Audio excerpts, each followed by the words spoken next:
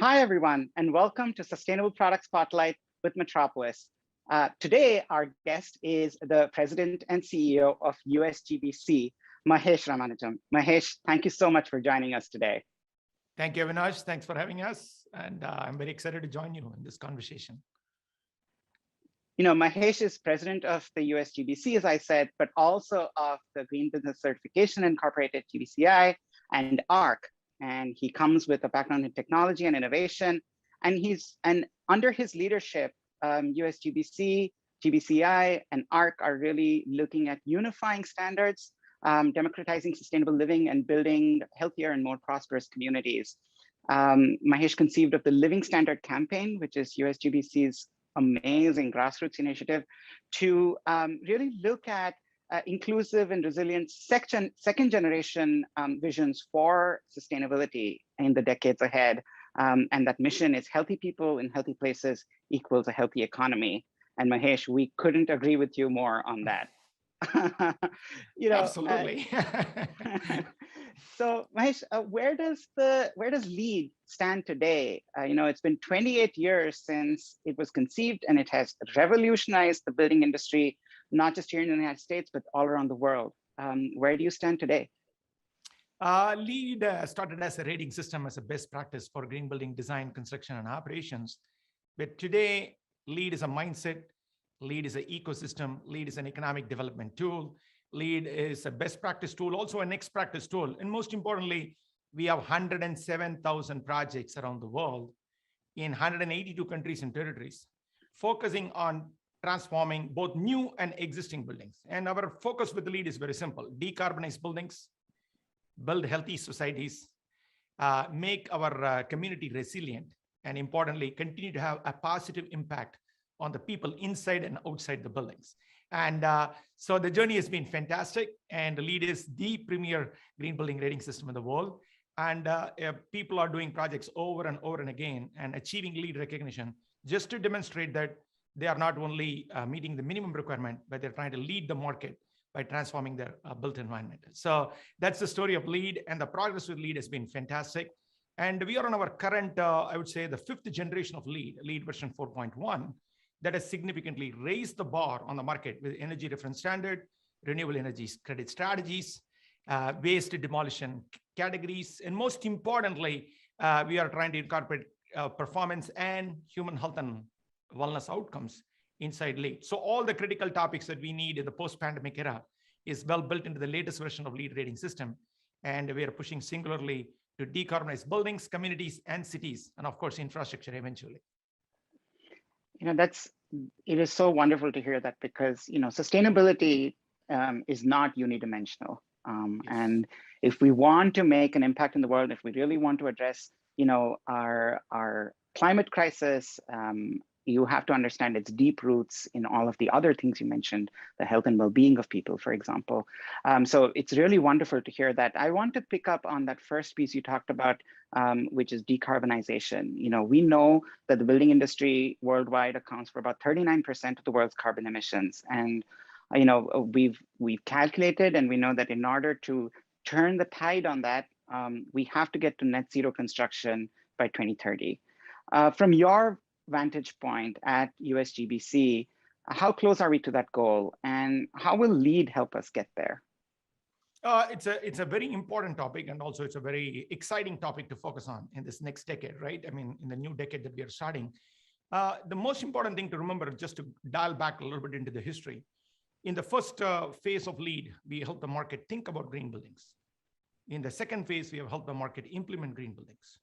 In the third phase, we are helping the market to perform to the green building standard. Because at the end of the day, design, construction, operations is great, but if you're not continuously performing to the standards that you built a building, then you're technically not reap the benefits of the investment. So we don't want to decarbonize a building at a point of time. We want to continue to decarbonize the building because the building continues to operate, right? Which we all know. So this became a very foundational principle at Usgbc, and that guides the design, development, and continuous improvement of LEED. And at this point of time, what we realize is LEED buildings around the world are ready to take the next big step. And hence we announced LEED Zero in 2018 as a standard that complements the LEED certification. So it could be a LEED certified building or a silver, a gold, or a platinum building. Doesn't matter where you are. You could start by really understanding where you want to go next. And whatever is that next could be going from certified to silver, or could be going straight to zero. Because it's very important that everybody focuses on zero, because we need net zero energy, we need net zero water, we need net zero waste, and most importantly, we need net zero carbon emissions from the building sector. And that's the only way to really realize the goals of 2030, 2040, 2035. Various goals have been set by various parties around the world, but the reality is that LEED ensures that you can get there by giving a tool to the market, like we have always done, to transform design, construction, operational practice. Now we are giving them the tool to realize how to get to that zero. So the guidance within our LEED Zero program is very precise, says that measure operational carbon, know where you are, get on the scale, collect the data, analyze the data for your last 12 months of performance, and demonstrate that you are going to zero. So that is our clear pathway. So if you really look at it, where we are and what's the promise, I just mentioned 107,000 projects around the world are participating in LEED. If each one of those buildings took one step towards zero, that is 107,000 steps. Now, the good news is we have 40 projects already have gone above and beyond to get to the LEED Zero milestone.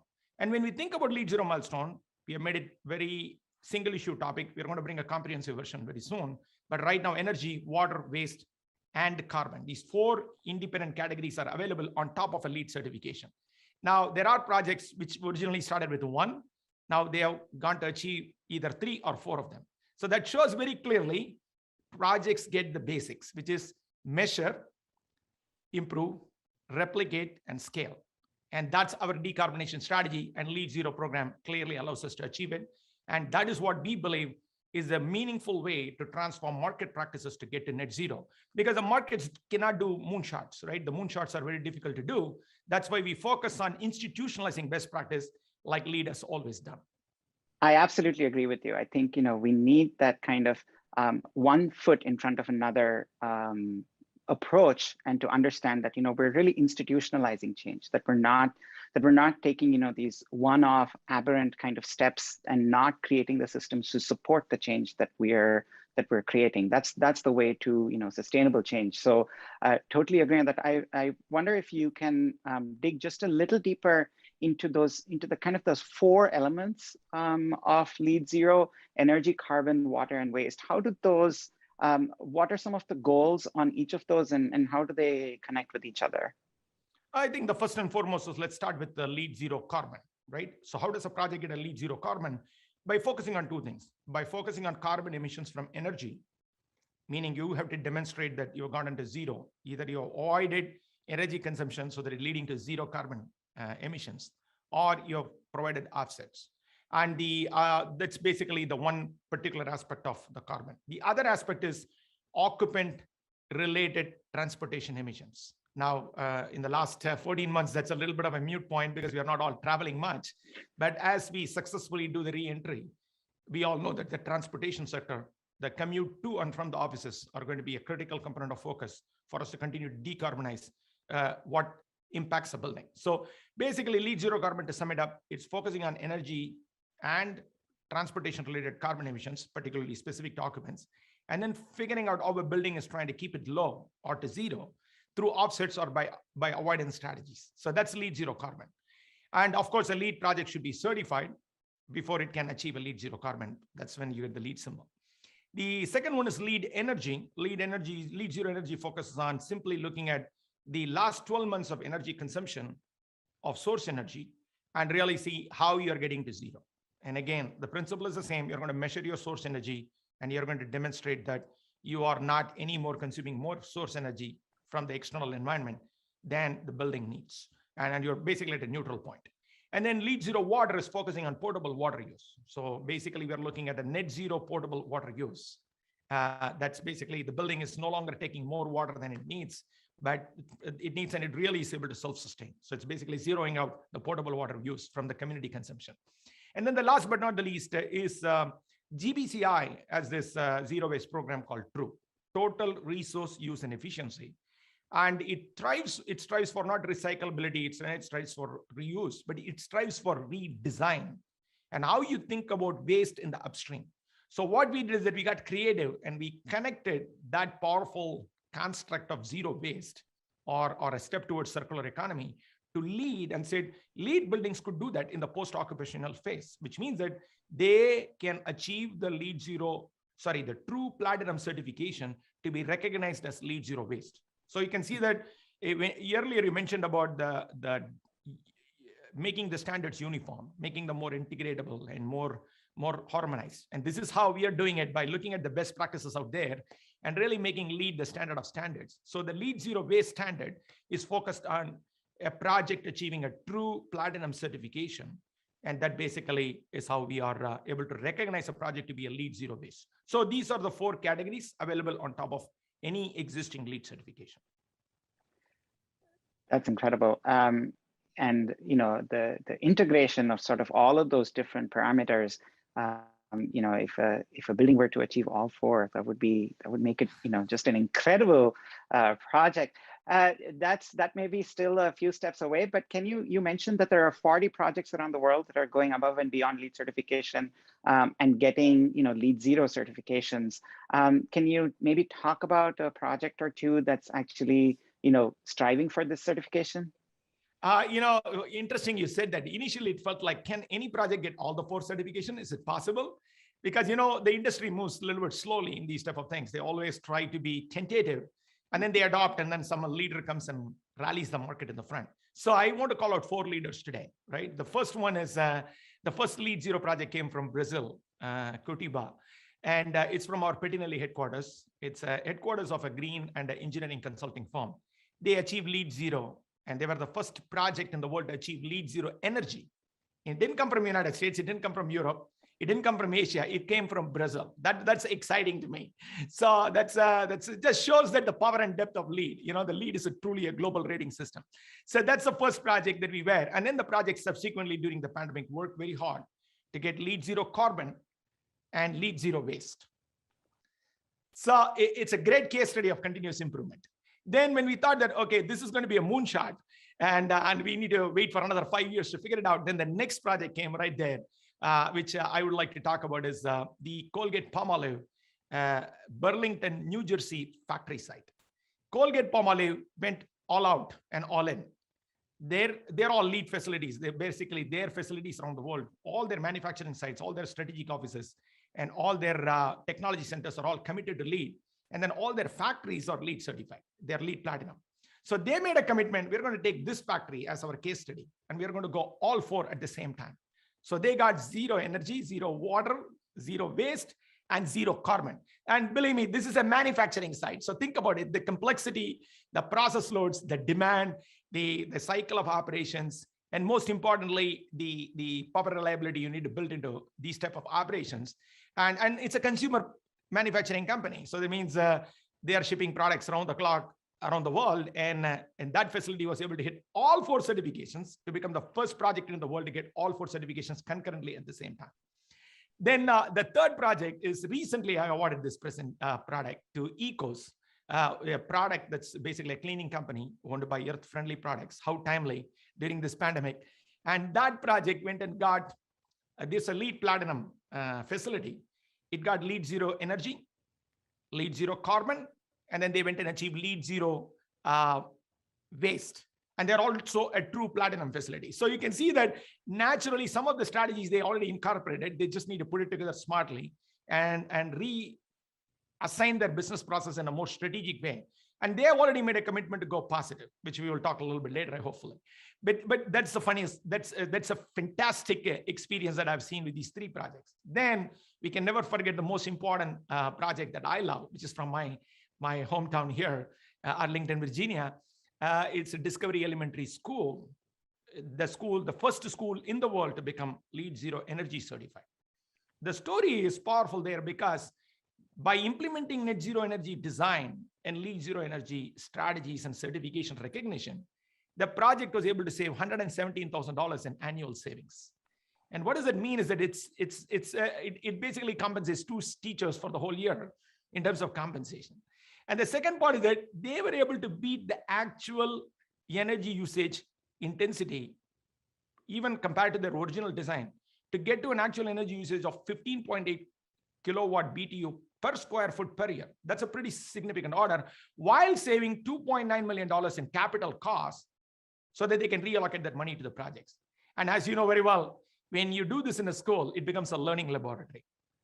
And they have actually fully taken advantage of our innovation credit category in their original certification called School as a Teaching Credit to integrate the sustainability design features that the project teams implemented on the project into the educational mission of the school itself, which means the students now have the school as a learning laboratory so that they can go to the rooftop solar, analyze the rooftop solar, play with it, see the real-time implications in their dashboard, and be able to wholly start a whole new generation of net zero thinking. And I call that as a net zero values, because if you can imbibe in our children the net zero values, I think our work is done.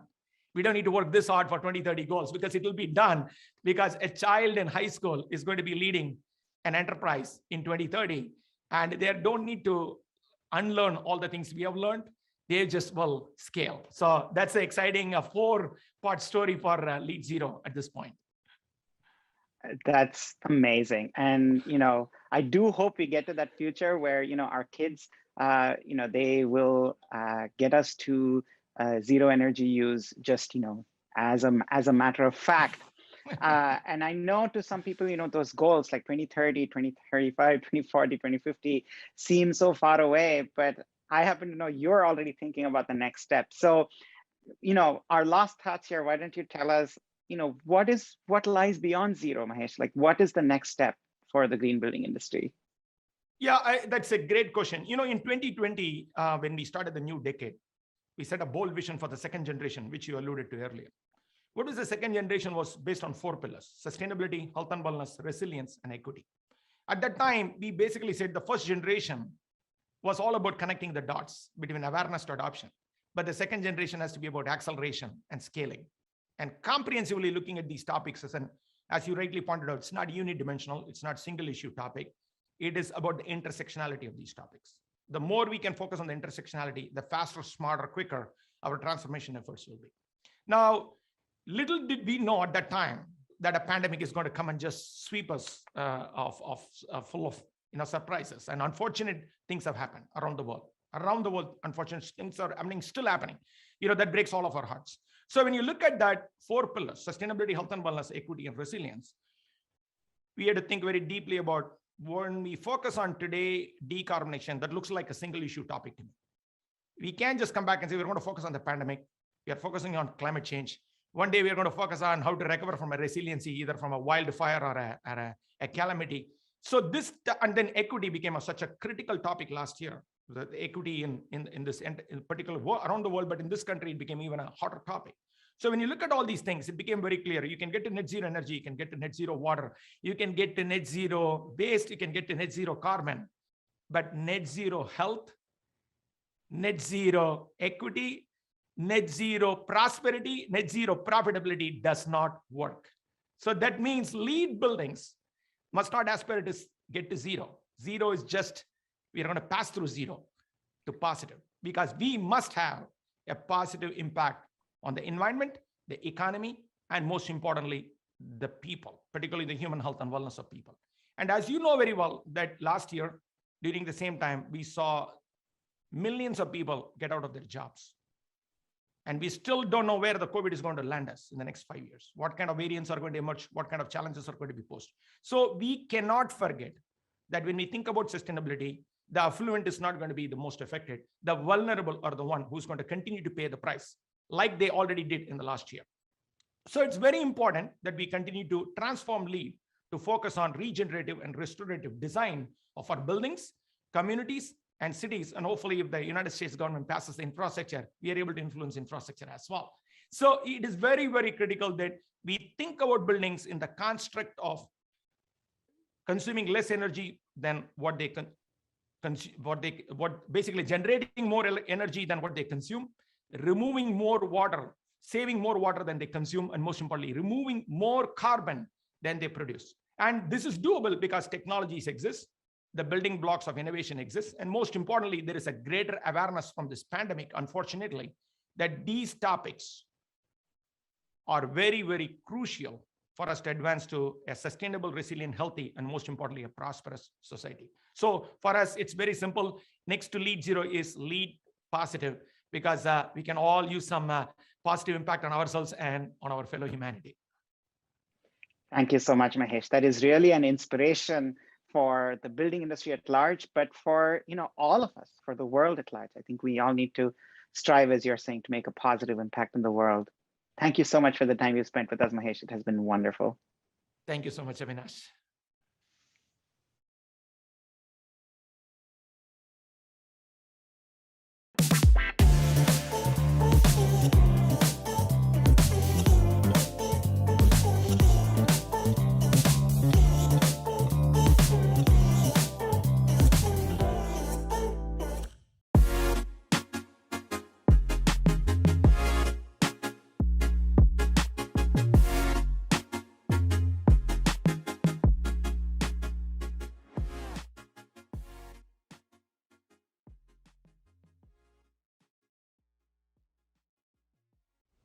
Hey, welcome everybody. This is Cindy Allen, Editor-in-Chief of Interior Design. I'm at the Cindygram, and welcome to my 80th show of DesignBiz. Have an amazing guest to celebrate today, my good friend Yves Behar, and he's the co-founder of Fuse Project.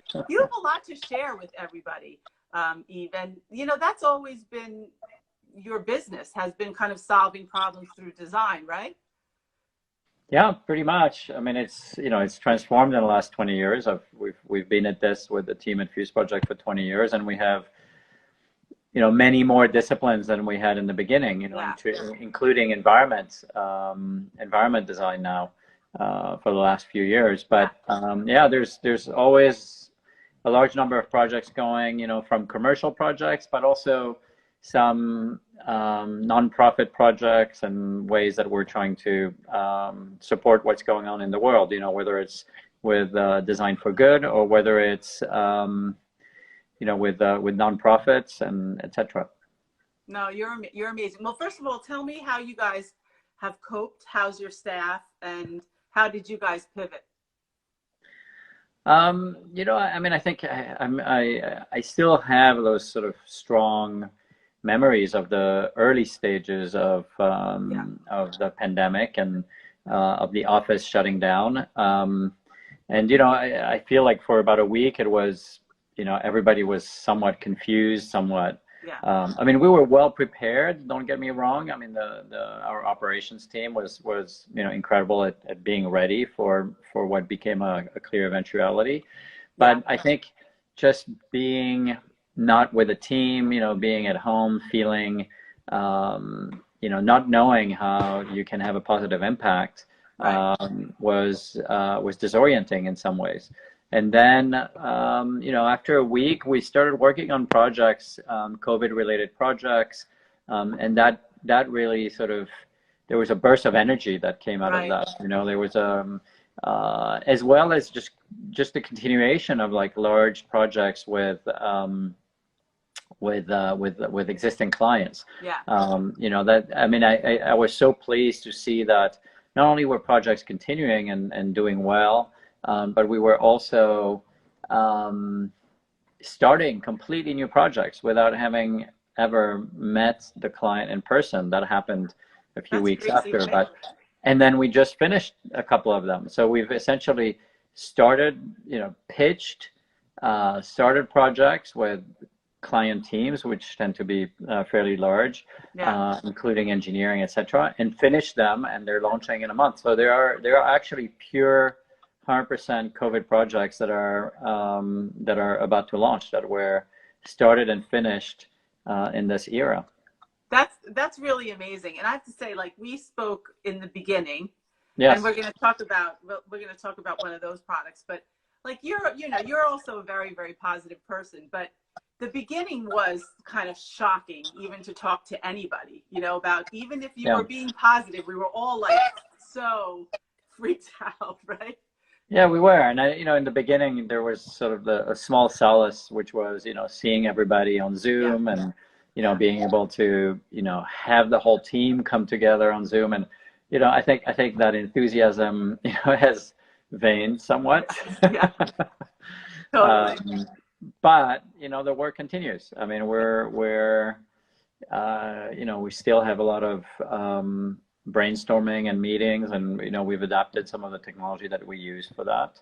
And hopefully we're getting closer to the end now. But it's been 7 months, and the office is still mostly closed here in San Francisco. That said, San Francisco has, and the Bay Area in general has really crushed COVID. I mean, if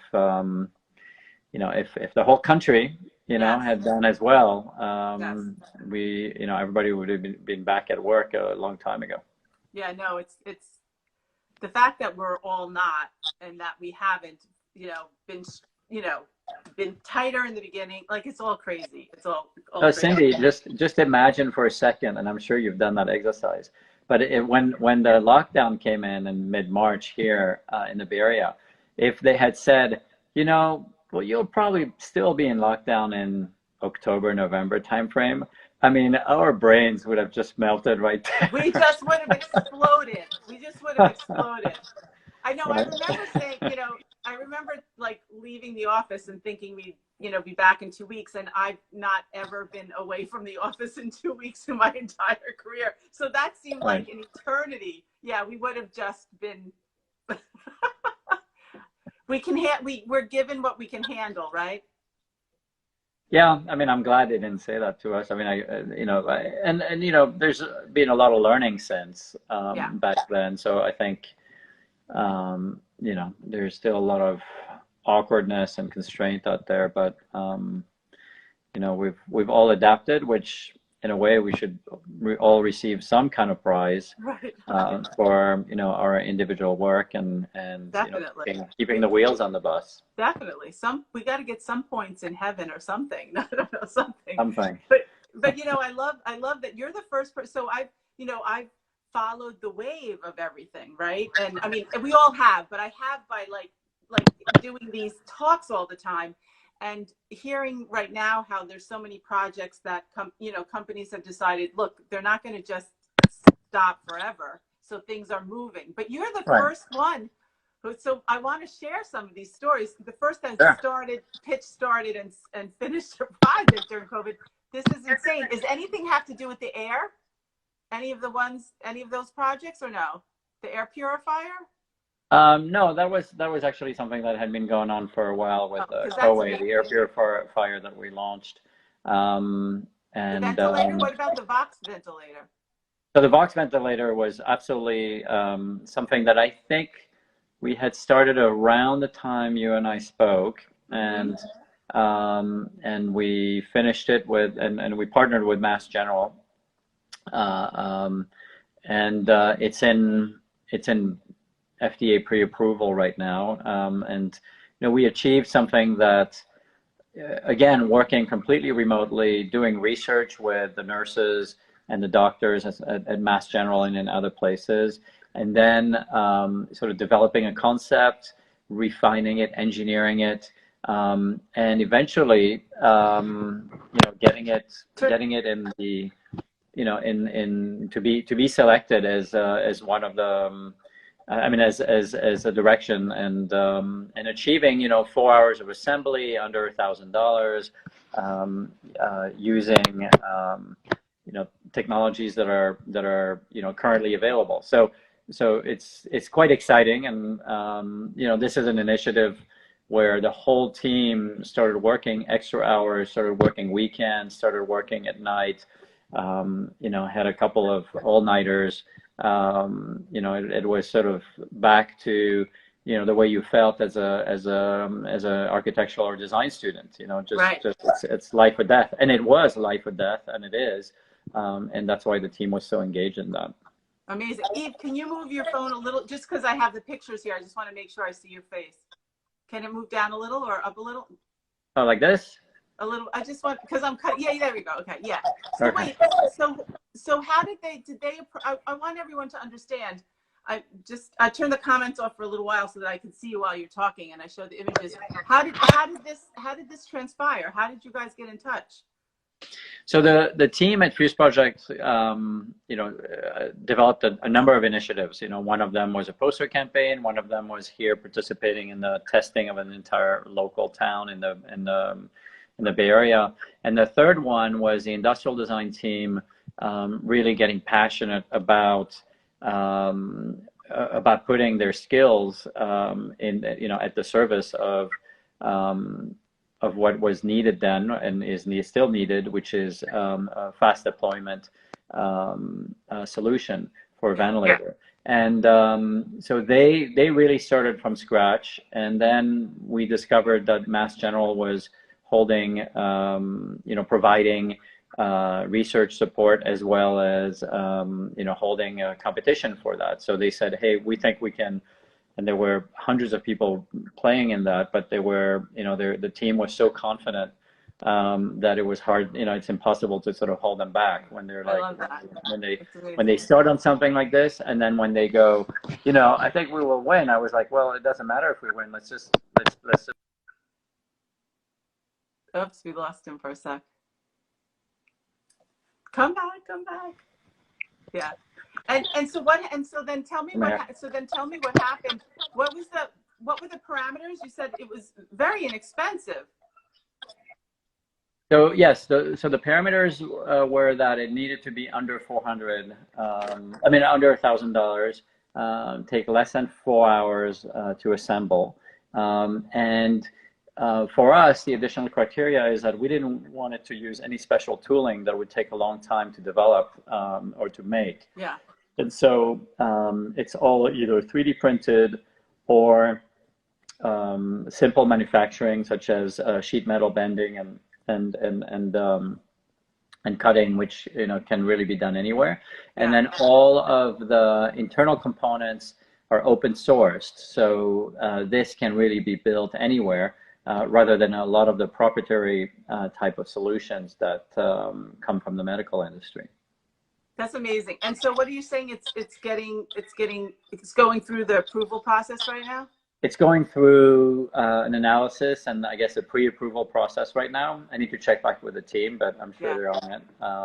And we're still working on it. But I think I think it's going in the right direction.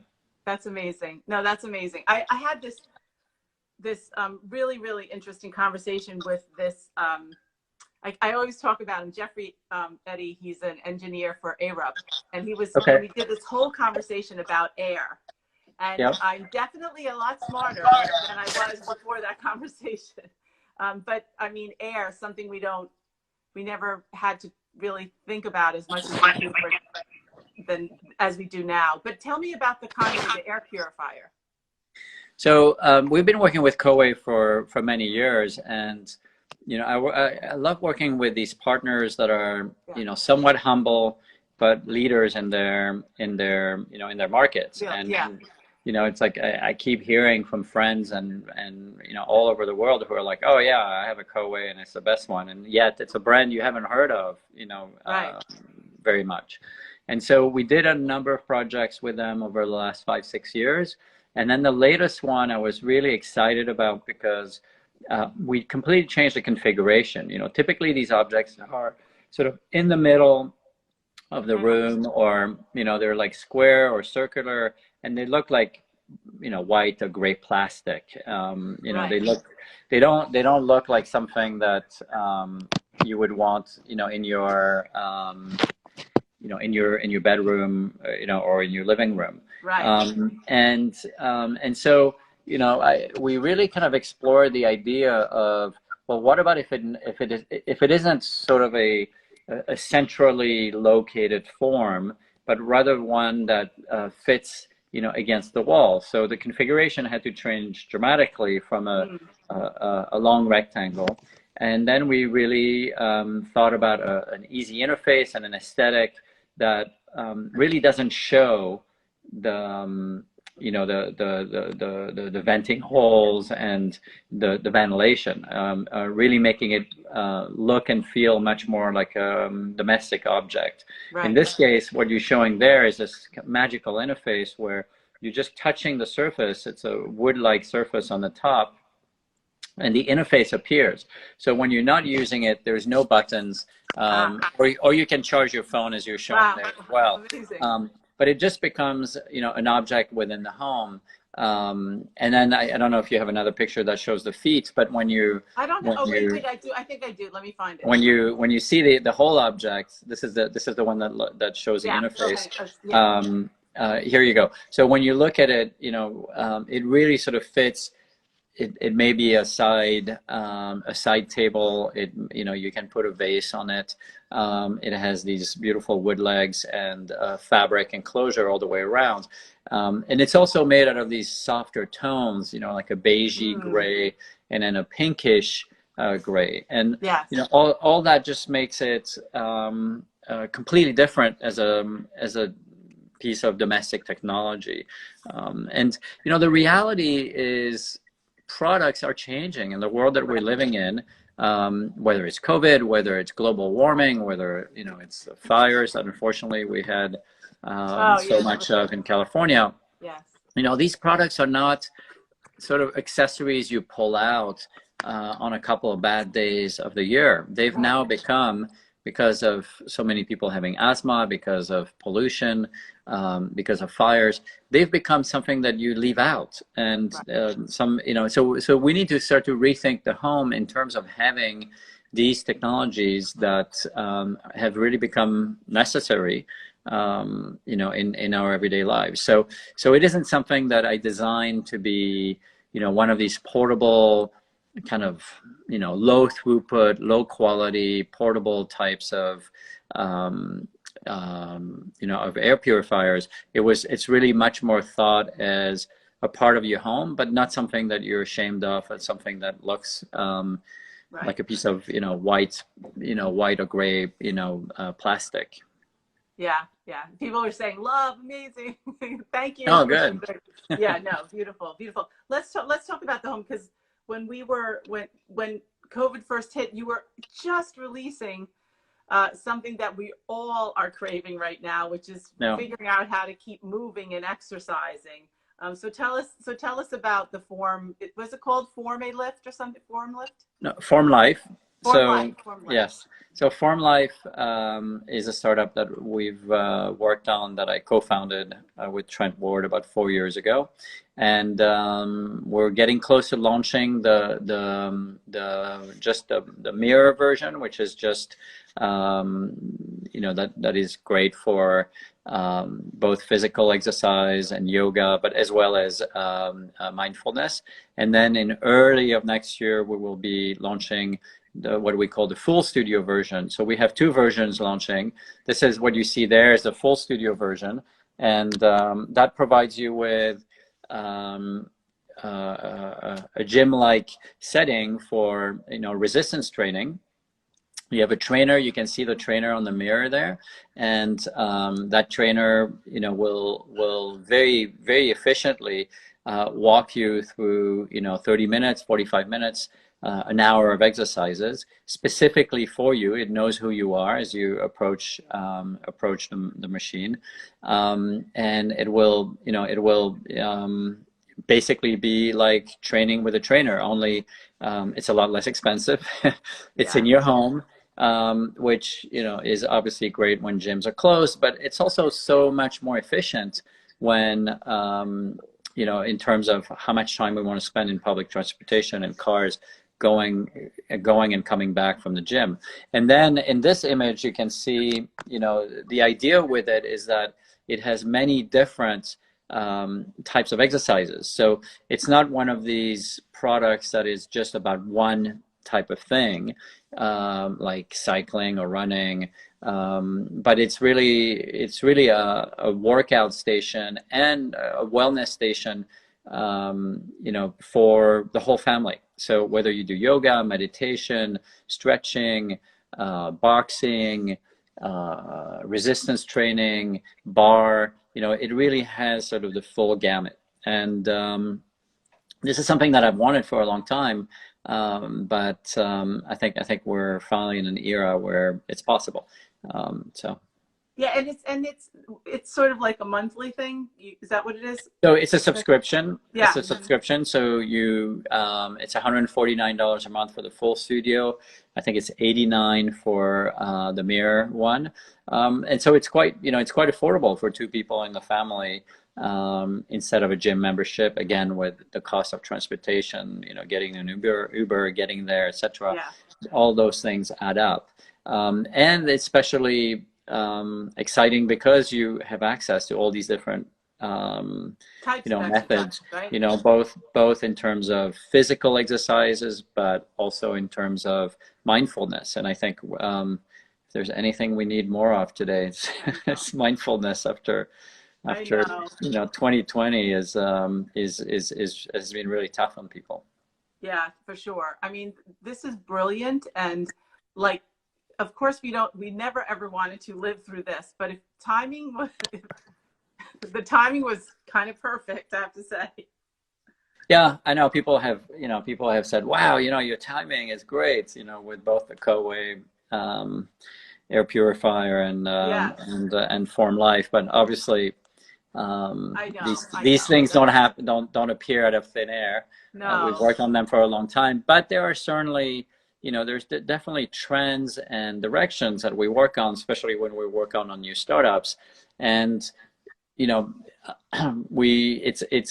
part of an ethos and of a way of living that, whether we have these catastrophes that have happened this year or next year, it's something that we don't see, we see that are necessary for us to build and to provide people with their physical needs, better air and a way to stay physically active. And it's sort of proof, don't you think, Yves, that I mean, there will be big shifts and a lot of changes, but there's a lot of things that the design community was the wave of things that have been going on. There are a lot of things that we've been getting right, no? Absolutely. I think the design community should be listened to a lot more. Yeah, I mean, exactly. Our whole, our brains are really wired to not just think about what industry wants or what trend reports are telling you about, but really to empathize for, what people's needs are around the corner in the near future. And in many ways, those things are often unsaid. I mean, it's not like consumers come to you and say, this is what I want. You just have to be very observant of how people live, have some empathy and for what people need. It's not a matter of like testing or doing sort of marketing kind of work. It's really a matter of being in close touch with others and with how the world is changing. And I think designers do a good job at that, and I wish we were more involved in the social needs that are all around us, especially in this political cycle. Yeah, for sure. And I think that sometimes things that go the wrong way is because I think of like workplace. So there's, all different kinds of spaces that really allow people to interact. Yeah. And we're not going to now put up walls. We may adjust things, but I think about the long tables with everybody finally 3 feet apart from each other. That wasn't designers. Designers sometimes aren't tough enough to say, no, that's not humane enough. That's money. That's money talking. And now it's got to change again. Yeah, I really feel that the facilities managers and businesses in general have really sort of compressed the amount of personal space that people get. And in some ways, because we now, I think, have been acquainted with working from home and having more flexibility, and more importantly, giving more trust and getting more trust from our employers. Right. In terms of, where do I need to be? Does my boss need to see me working for my boss to think that I'm actually, doing something for the company? I think that whole notion is gone, and you have to trust people. And that means there will be less people in the office on a regular basis, and that means that the office can become much more like a cultural hub. Right. And I still believe very strongly that a cultural hub where people come together, people do some work, and sort of partner and brainstorm, etc., is going to continue to be essential. I mean, in San Francisco, at the Canopy co-working spaces that we have built, we're surprised. Actually, a lot of people show up. You know, there is a real true need, even though, you know, in a co-working space, the teams are 2, 3, 4 people. There's a need to see others, to be with others, to make those connections, and that, you know, that's not going to change. But I do think that you know, the office needs a redesign that isn't putting people back in cubicles and boxes. Right. Exactly. Yeah. So that'll change, and that'll be a good thing, actually. But, you know, we always say, like, companies really, they thrive on their culture, right? So now you've just completely eliminated their culture, and people want to be back. Will it in a different way? Yeah, in a different way. But, like, I don't want to be working from home for the rest of my career. That's for sure. Would I like to be home a little bit more? Yeah, maybe, but not right now. Like, I don't see you doing that. Yeah, I think a lot of us are still, you know, very social beings. I mean, sometimes people in engineering or programming feel differently, and they're fine in a you know, or in a cave somewhere. But I think most of us really are better adjusted, you know, feel better or happier when we have daily interactions and real person-to-person contact. Yeah, for sure. I mean, I'm so happy to see you like this. It's, you know, I want to say it's the next best thing, but it's not really the next best thing. The best thing is to really see you. But I'm so happy to be able to chat with you. Before you go, I do want to talk about family, because I know family is so important to you. You have a beautiful family. I love seeing you on Instagram with your family. But you have a couple of, like, amazing innovations for the home and the home itself. So let me pull up. How about, let's do a quick on a few. How about Snoo? Snoo? Yeah, Snoo has been incredible. You know, it was a huge bet. I worked with Dr. Harvey Karp for 5.5 years. You know, he's a humanist first. He really he's taken care of children and parents, and you know, for his entire career. But one day he said, I will build something that every parent can use and benefit from. And I said, yes, let's go on this adventure. Let's go on this journey. You know, and now that it's been out there for 2 years, it's in the US, Canada, England, and it's made a huge difference. And we actually heard recently that we got a FDA pre-approval for the first device that prevents SIDS. We've had 100 million plus, probably 150 million hours of babies in the SNU, and there hasn't been a single occurrence of instant death syndrome for children. So it's quite, you know, it's quite a game changer. It's a game changer even if you don't think about this, you know, obviously dramatic outcome, but if you just think about getting an hour or two more sleep for parents. Now there's a rental. Yves, explain what it is for people who don't know. Explain how it works. So the scary way to describe it, it's a robot that takes care of your baby at night, but obviously it doesn't look like that. It only starts to react when your baby is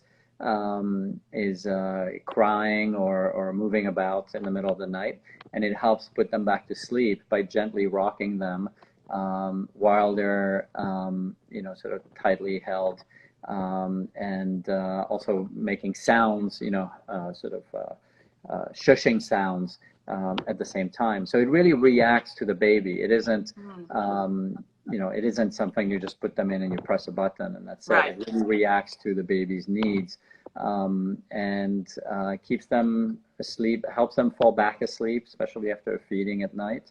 and keeps them asleep longer. It's used for the first 6 months of a baby's life, but the changes to the parent's experience in terms of postpartum depression, in terms of lack of sleep and health issues that come from that, have been tremendous and are being recorded in, I think, 15 plus clinical studies that have been going on on the product. So again, if you use technology for sort of humanistic purposes and you have the right founders, technology becomes absolutely helpful and needed, and really solves real problems for parents, for the aging, for people who are sick. That's really where technology should be going, I think, and where we should focus our energy. Yeah, absolutely. I don't, I have friends who it's a game changer for young mothers and for the babies too, but it's amazing. So then they get a little older. Explain this. This is the Moxie, right? What is this? This is the Moxie, and we designed it with Embodied. Embodied is a robotics and AI company based in LA. It's truly amazing because it's a companion. It's a childhood companion to kids, 6 to 5, 5 to 12 or so. And it's, we initially designed it with a company that was founded by autism and spectrum specialists, because children who are on the spectrum really need to sort of develop that empathy, how to be with others, and need to have a friend that isn't an educator or parent. Yeah. And what we learned is larger eyes and the expressiveness of the face, as well as hand movement, are absolutely essential in terms of connecting, in terms of that connection. And so the great solution that Embodied and the team at Fuse Project worked on is this rear projector. So suddenly, instead of weird mechanical robots that with eyes that open and close, right, mouth, and expressions that don't feel right, you have a full set of expressions, a full set of the way that the kids are connect. And can listen to stories and exchange ideas and exchange life, and sort of personal, preferences, etc. That is being done with a full expression, because we have this rear projection on a curved face. So it's another game changer when it comes to parents and kids who need it. It was started, with autism specialists, but as the project got tested, they realized that actually every child benefits from it, and so now it's in full testing, and it's being used in beta by a lot of families, and I think similar to SNU, I think we'll see how much of a difference it makes in those kids' lives. The range of what you do is so broad. It makes me think, what things, like, you're so curious, but also, like, do you get that excited about every single project? It's so great. Well, I get excited about these projects that a lot of them are, firsts, and I feel a tremendous responsibility. If you don't make the first one of a certain field or a certain type of product right, often the whole field will be set back for decades sometimes. Right. And so, the viability of some of these projects is actually very dependent upon design, the quality, right, of the proposition. And if SNU had been some kind of plasticky robot that you felt was something that was not just unsightly, but also, had the wrong cues, kind of gave the wrong cues about the care for our babies, etc. I don't think it would have had the success it has today. And I think, I and the team at Fuse Project, we feel a tremendous responsibility in making these things work so that more of these types of projects happen, so that more technology for, people in need is developed. Definitely. I do like one last one, because I want to talk about housing and your commitment to affordable housing and 3D printing, and you share some of that. I'll pull them up.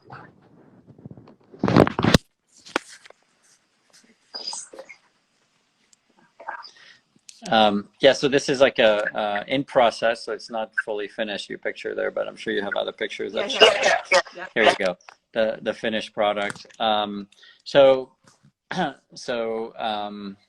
This is really interesting for many reasons. It's three,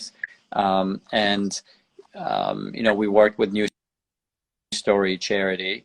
There's a village currently close to being finished in Mexico, where 50 of these have been built.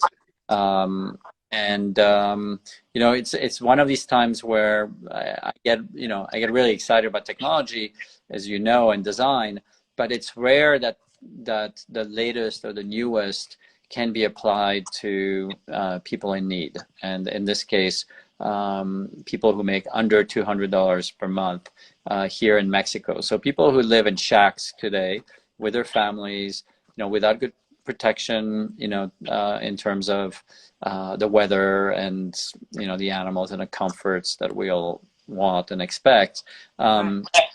And now they are moving into, a real concrete house in a community that was, really built in a thoughtful, way. So whether it's with New Story Charity or, with Plant Prefab, for example, in LA as well, where we're working on prefabs and now on low-cost prefabs, I think the construction industry will really benefit in terms of prefabricated buildings, 3D printed buildings. I think it's going to become a weapon in hopefully lowering the cost of building and housing, and providing people, in need with the right sized, home, basically. Yeah, I mean, the prefab had been this amazing idea that so far has not been able to solve the problem, because it's always expensive to do prefab, right? So it feels like we're in another time where we're figuring it out, right? Yeah, we are figuring it out. It takes time, it takes energy, it takes perseverance, commitment, commitment.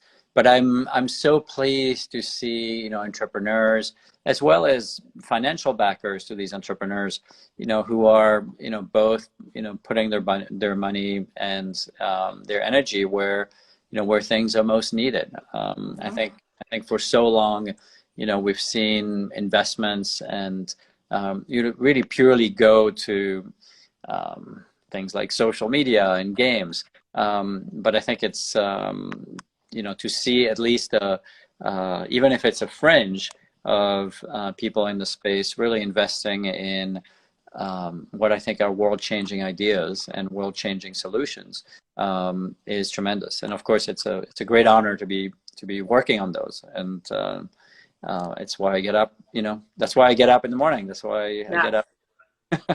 You're amazing, and everything you do with Fuse Project is like you said, it's moving the world forward too, but answering so many problems in such a brilliant way, and so eclectic. That's the thing that I always think, my God, you're in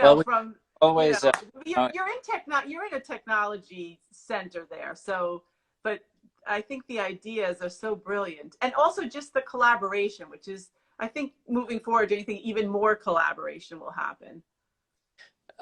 That's what I see. I mean, I agree with you. I think if anything, COVID has clearly shown us that, we continue to collaborate. We can collaborate across countries and cultures. Designers are this glue. Designers are the glue that really, brings people together, helps find solutions, finds the right people, the right teams to really solve problems. And I think that's sort of it's something that we know how to do as designers. We don't get defeated because we don't have the answer, right now, right at this moment. In fact, part of being a designer is not knowing, which is which is humbling and challenging, and but we develop a sense of being comfortable with that. And not knowing also means that you have to turn to others. You have to turn to others for help. You have to be able to collaborate and still continue to focus on a goal and a direction that maybe again today doesn't have an answer for, but it's going to be the right thing to do. And so having people with that kind of conviction, with that kind of vision, with that kind of passion and patience is important. So it's amazing for me to be working with my team and other teams that are really that are on the same page, and amazing. All right, wait, I have to take a picture of us, which I do on my I just click away. Well, listen, Yves, it's wonderful to see you. Happy to see that you're so well and that you're just keep moving strong and forward. Is there one final piece of advice, something to give a little positivity in somebody's life? Yeah. Everything you said before for the last hour. I think what's key, and I think what I tell a lot of young designers that come see us is, of course you need to have a certain level of skills and a certain level of ability to do what we do, but you also need to bring something that is entirely yours. You also have to bring your experience, your background, your culture, and that's why you want people that fit in and you want people that don't fit in. So my message is, find all the ways that you fit in and enjoy the ones where you don't, because people will learn from that, because you can bring that to the table. You can enrich others and the culture of our office, but other offices as well, with that, with what makes you, with that bit of difference. That's beautifully said, and it's so true. And definitely, if you're out there listening and you're a young student or just graduating, yes, it is your uniqueness that makes you special. So don't lose it, right? Exactly. All right. Well, we're going to do another follow-up. Hopefully things are going to be a lot different. Hopefully next time we do it, let's do this, Cindy. Let's do another one, but let's do it hopefully, and we'll have traffic in the background, people walking past, because I do think there's some positive things about what happened in the last few months, which is being able to have these conversations, and invite others to come to it without having to fly to crazy places and be at a conference. And in many ways, more people are seeing. I've participated to more conferences. I've listened and watched to more designers and artists talks in the last 6 months than I would have ever afforded myself to. I agree. So I think there's some positive that have come out of that. And let's do it next time with the hope that there is traffic in the background and we're in our office. Exactly. Instead of, what do I hear? Do I hear a cricket? All right. Well, sending you a virtual hug, Yves. Same here. Send my love to your family and everyone at this project. And thank you so much. Bye. We'll talk soon. Thank you, Cindy, for continuing to keep the design industry vibrant. Thank you. Thank you.